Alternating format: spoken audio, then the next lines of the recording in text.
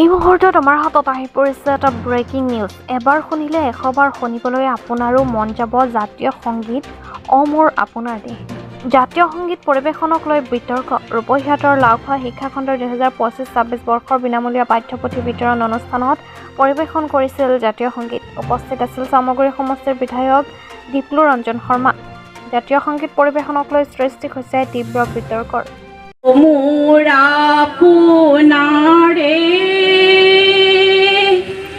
ও মোৰ চিকুনিৰে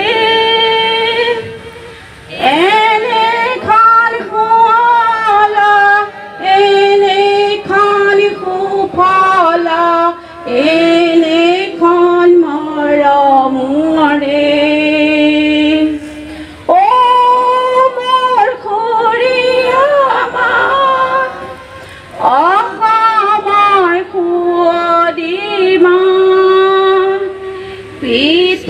পৃথিৱীৰ কতো বিচাৰি জনমটো নোপোৱা কৰিলেও পায়।